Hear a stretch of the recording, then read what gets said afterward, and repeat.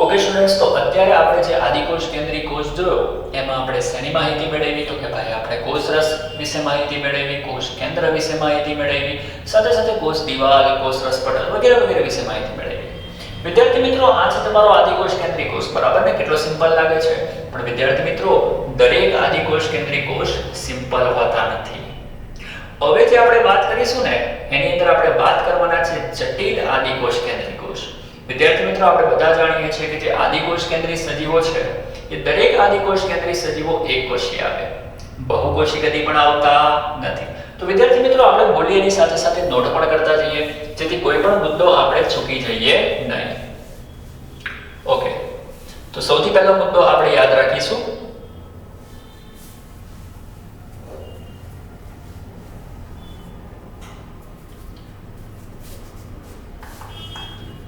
બધા જ આદિકોષ કેન્દ્રી કોષ એક કોષી હોય છે. તે લોકો કદી પણ બહુકોષી હોતા નથી. ઓકે, તો જેટલા પણ આદિકોષ કેન્દ્રી સજીવો છે ને દરેક આદિકોષ કેન્દ્રી સજીવ એક કોષી હોય. એ લોકોની પાસે એક જ કોષ હોય, કદી પણ તે લોકોની પાસે એક કરતા વધારે કોષો નથી. ઓકે, બીજી એક વસ્તુ કે આદિકોષ કેન્દ્રી કોષનું જે કદ છે ને તે સુકોષ કેન્દ્રી કોષ કરતા બહુ જ નાનું હોય છે. તો આદિકોષ કેન્દ્રી કોષ, વિદ્યાર્થી મિત્રો શોર્ટમાં લખેલું છે આદિકોષ કેન્દ્રી કોષ નું કદ સુકોષ કેન્દ્રી કોષ કરતા કેવું હોય છે? નાનું હોય છે. સમજવાની કોશિશ કરજો, અમે શોર્ટમાં લખેલું છે, બરાબર? આ છે સુકોષ કેન્દ્રી કોષ, સુકોષ કેન્દ્રી કોષ. તો આદિકોષ કેન્દ્રી કોષનું કદ સુકોષ કેન્દ્રી કોષ કરતા નાનું હોય છે. છતાં પણ શું તમને ખબર છે? આદિકોષ કેન્દ્રી કોષ ભલે કદમાં નાનો છે, તેની અંદર કોષ વિભાજન ખૂબ જ ઝડપથી થાય છે. તો લખી દઈશું, છતાં પણ કોષ વિભાજન ખૂબ જ ઝડપથી થાય છે. ઓકે વિદ્યાર્થી મિત્રો, બીજી એક અગત્યની વસ્તુ કે ઘણી વખત એવું પણ જોવા મળે છે કે આદિકોષ કેન્દ્રી કોષ કોષ વિભાજન પામીને ઘણા બધા કોષો પેદા કરે છે અને ઘણા બધા કોષો એકબીજા સાથે ભેગા થઈને ગ્રુપ બનાવે છે જેને વસાહત કહેવાય. હું લખું છું, જુઓ. કોષ વિભાજનથી ઉત્પન્ન થતા કોષો ભેગા મળી વસાહત રચે છે. હવે તમે કહેશો કે સાહેબ, હમણાં તો તમે થોડી વાર પહેલા કીધું કે ભાઈ આદિકોષ કેન્દ્રી કોષ હંમેશા એકલા હોય, એક જ કોષ ધરાવે, એમાં કદી પણ કોષો ભેગા થાય નહીં.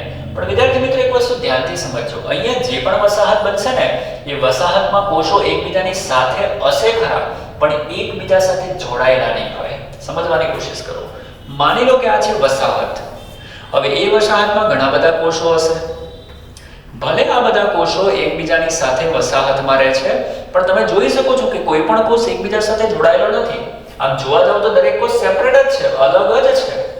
એટલે યાદ રાખજો કે આદિકોષ કેન્દ્રી કોષમાં ઘણી વખત એવું બને છે કે કોષ વિભાજનથી ઘણા બધા કોષો ઉત્પન્ન થાય છે અને દરેક કોષો ભેગા મળીને એક ગ્રુપ બનાવે છે.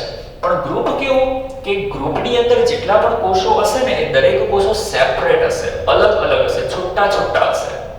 મતલબ કે દરેક કોષ પોતાની જે ચયાપચયની ક્રિયા છે ને એ જાતે જ કરતો હશે. આનો આની સાથે કોઈ રિલેશન નથી, આનો આની સાથે કોઈ રિલેશન નથી. કોઈ પણ કોષ કોઈ બીજા કોષ સાથે સંકળાયેલો નથી. ભલે એક ગ્રુપમાં સાથે છે, પણ દરેક પોતાની જે પણ કંઈ ક્રિયા છે તે અલગથી જ કરે છે. અને આવા દરેક જે કોષ છે એ દરેક કોષની આજુબાજુ જો તમે ચેક કરશો ને તો અહીંયા એક વિશિષ્ટ પ્રકારનું શ્લેષ્મ દ્રવ્ય આવેલું હશે. ઓકે, તો વિદ્યાર્થી મિત્રો, આટલી વસ્તુ દરેકને ક્લિયર થઈ ગઈ ને? બહુ સિમ્પલ છે. તો ગુજવાતા નહીં, અહીંયા વસાહતમાં તમે ગુજવાતા નહીં, બરાબર? તો યાદ રાખજો કે ઘણી વખત આદિકોષ કેન્દ્રી કોષ વિભાજન પામીને ઘણા બધા કોષો ઉત્પન્ન કરે છે. એ કોષો એકબીજા સાથે ભેગા થઈને એક વસાહત પણ રચી શકે, પણ વસાહતના દરેક કોષ એકબીજાથી કેવા હોય? છૂટા છૂટા હોય છે. વિદ્યાર્થી મિત્રો આટલા પોઈન્ટ દરેકને ક્લિયર થઈ ગઈ? કોનો કોનો સમાવેશ થાય છે? તો કે જીવાણુ છે, વાયરસ છે, આ બધાનો સમાવેશ આદિકોષ કેન્દ્રી એની અંદર થતો હોય છે. હવે વિદ્યાર્થી મિત્રો જીવાણુ પરથી આપણને યાદ આવ્યું કે જે જીવાણુ છે ને એ જીવાણુ પાસે એવો આદિકોષ કેન્દ્રી કોષ હોય છે કે જે જટિલ હોય છે. જો માની લો કે આ જે કોષ છે તે જીવાણુનો છે, તો જીવાણુની અંદર આટલી સિમ્પલ રચના નથી હોતી. તો વિદ્યાર્થી મિત્રો હવે આપણે વાત કરીશું જીવાણુની. જીવાણુ એ પણ આદિકોષ કેન્દ્રી છે અને જીવાણુનો જે પણ કોષ છે તે સરળ રચના ધરાવતો નથી. જીવાણુનો કોષ જટિલ રચના ધરાવે છે. તો હવે આપણે મેઇન હેડિંગ મારી દઈશું જટિલ રચના ધરાવતો આદિકોષ કેન્દ્રી કોષ. જટિલ રચના ધરાવતો આદિ ઓકે. તો હવે આપણે ભણવાના છે જટિલ રચના ધરાવતા આદિકોષ કેન્દ્રી કોષને. ચાલો, જટિલ રચના ધરાવતા આદિકોષ કેન્દ્રી કોષ અને સાદા આદિકોષ કેન્દ્રી કોષ એની વચ્ચે શું તફાવત છે? તો વિદ્યાર્થી મિત્રો સાદો આવો હોય, પણ જો તમારો આ આદિકોષ કેન્દ્રી કોષ જટિલ હશે, મતલબ કે જીવાણુનો હશે, તો તેમાં શું ફેરફાર થઈ શકે તે જુઓ. જો આદિકોષ કેન્દ્રી કોષ અમે બે ટુકડા કરેલા છે. જે નીચેનો ભાગ છે તે સાદો અને ઉપરનો ભાગ જટિલ બનાવીએ, બરાબર? જે તમે બેને સાથે કમ્પેર કરી શકો. તો વિદ્યાર્થી મિત્રો માની લો કે આ જે ઉપરનો ભાગ છે તે જટિલ બની ગયો. જો ઉપરનો ભાગ જટિલ બનશે ને તો વિદ્યાર્થી મિત્રો તેની આજુબાજુ ગ્લાયકોકેલિક્સ નું આવરણ આવશે. આજે તમને દેખાય છે મેં બનાવું છું એ ગ્લાયકોકેલિક્સ નું આવરણ છે. અહીંયા સાઈડ ઉપર લખું છું ગ્લાયકોકેલિક્સ. ઓકે. તો વિદ્યાર્થી મિત્રો જે જટિલ રચના ધરાવતો આદિકોષ કેન્દ્રી કોષ છે જેને તમે લોકો લખી શકો જીવાણુનો કોષ. જીવાણુનો કોષ. તો વિદ્યાર્થી મિત્રો જે જીવાણુનો કોષ છે તે જીવાણુના કોષમાં કોષ દિવાલ એની આજુબાજુ એક વિશિષ્ટ પ્રકારનું ગ્લાયકોકેલિક્સનું આવરણ આવેલું છે. ગ્લાયકોકેલિક્સનું આવરણ આવેલું હોય છે. અને એ જે ગ્લાયકોકેલિક્સનું આવરણ છે, જો ગ્લાયકોકેલિક્સનું આવરણ શિથિલ હોય, ઢીલું ઢાલું હોય, તો તેવા સંજોગોમાં તે આવરણને તમારે લોકોએ નામ આપવાનું છે શ્લેષ્મ સ્તર. અને ઘણી વખત એવું પણ બને છે કે જે ગ્લાયકોકેલિક્સનું સ્તર છે તે જાડું અને સખત બની જાય. જો જાડું અને સખત બની જાય તો તમારે તેને શું નામ આપવાનું છે? પ્રાવાર. તો વિદ્યાર્થી મિત્રો અહીંયા લખું છું, જુઓ. કોષ દિવાલની આજુબાજુ, જીવાણુના કોષમાં કોષ દિવાલની આજુબાજુ ગ્લાયકોકેલિક્સનું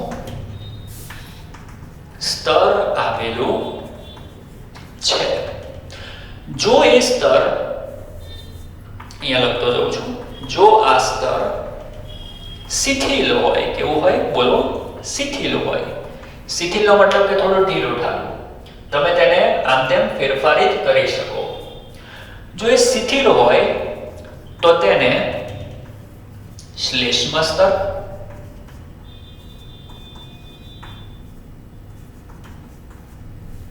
તરીકે ઓળખવામાં આવે છે. અને ઘણી વખત એવું જોવા મળે છે કે એ સ્તર, જો આ સ્તર જાડું અને સખત હોય તો તેને નોંધી લેજો દરેક જણ, પ્રાવાર તરીકે ઓળખવામાં આવે છે. તો વિદ્યાર્થી મિત્રો આ ગ્લાયકોકેલિક્સનું સ્તર જો ઢીલું ઢાલું હશે, મતલબ કે શિથિલ હશે, તો એને તમારે લોકોએ કહેવાનું શ્લેષ્મ સ્તર. અને જાડું અને સખત હશે તો તમારે તેને નામ આપી દેવાનું છે પ્રાવાર. અને વિદ્યાર્થી મિત્રો એનું કામ જ એક જ છે. કયું? જે જાડું સ્તર છે તેનું એક જ કામ, રક્ષણ આપવાનું કામ કરે. તે રક્ષણ આપવાનું કામ કરે છે. બીજી વસ્તુ, ઘણી વખત નહીં, જે જટિલ કોષો આવે ને, જીવાણુના કોષો, એ જીવાણુના કોષની અંદર આવી લાંબી પૂંછડી જેવી રચનાઓ આવેલી હોય. અને આ જે લાંબી પૂંછડી જેવી રચના છે એને આપણે શું કહીએ છીએ? યાદ છે કોઈને? કશા.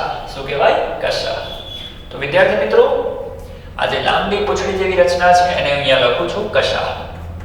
એને આપણે કશા તરીકે ઓળખીએ છીએ. શેના તરીકે ઓળખીએ છીએ? કશા. વિદ્યાર્થી મિત્રો, અહીંયા તમે જોઈ શકો છો કે જે કશા છે એમાં એક લાંબો તંતુ છે અને આ જે વિસ્તાર છે તેને કહેવાય તલસ્થકાય. કશાનો તલસ્થકાય. કશાનો તલસ્થકાય. બોલો, કશાનો તલસ્થકાય. તો વિદ્યાર્થી મિત્રો, આ જે વિસ્તાર છે તેને તમે કહેશો કશાનો તલસ્થકાય. અને તમને દરેકને દેખાય છે કે જે કશાનો તલસ્થકાય છે તે લગભગ કોષરસ પટલ અને કોષરસની અંદર ખૂંપેલો છે ને? તો જે કશા જે આવે ને એનો તલસ્થકાય કોષરસ અને કોષરસ પટલમાં ખૂંપેલો હોય છે.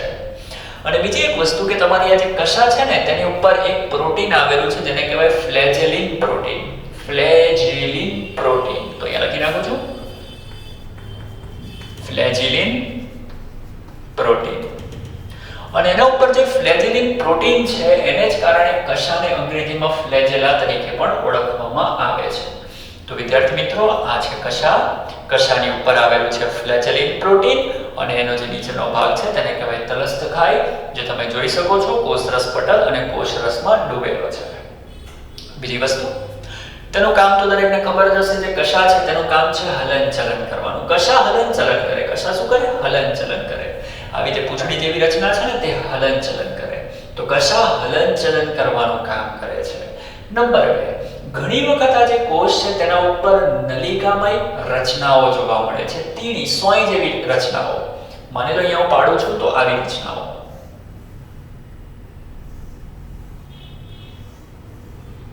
દેખાય? તો ઘણી વખત તમારા કોષની ઉપર આવી નલિકામય સોય જેવી રચના જોવા મળે છે. એ નલિકામય સોય જેવી રચના એને તમારે લોકોએ નામ આપવાનું છે પીલી અથવા તો ફિમ્બરી. અહીંયા લખું છું પીલી અથવા તો ફિમ્બરી. પીલી ઓર ફિમ્બરી. ઓકે. તો ફરીથી ઘણી વખત આ જે કોષ છે તેના ઉપર આવી નલિકામય રચના જોવા મળે છે. તેને તમે શું નામ આપશો? પીલી અથવા તો ફિમ્બરી. અને નોંધી લેજો હમણાં ખાલી ટેમ્પરરી કે એનું કામ છે તે સંયુગ્મનનું કામ કરે છે. સંયુગ્મન. શું કામ કરે છે? અહીંયા લખું છું, જોજો, સંયુગ્મન. ઓકે.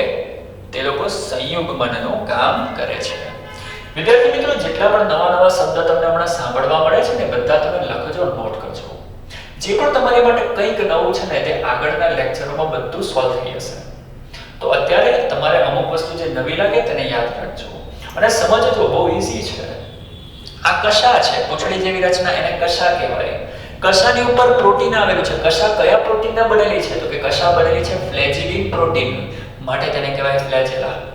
અને તે હલનચલનનું કામ કરે છે. એની મદદથી તમારો કોષ પણ હલનચલન કરશે, ગતિ કરશે. એ પૂંછડીની જેમ કામ કરે, હલે અને તમારો કોષ આગળ જાય, એવું માની લો. સમજ પડે કે ના પડે? સાથે સાથે એની ઉપર આવી બીજી નલિકામય રચનાઓ આવેલી હોય છે અને એ જે નલિકામય રચના છે ને એને કહેવાય પીલી અથવા તો ફિમ્બરી. તો આટલા મુદ્દા દરેકને ક્લિયર થયા? એકવાર શાંતિથી આટલી વસ્તુ જે પણ કંઈક નવું દેખાય છે એને નોટ કરો.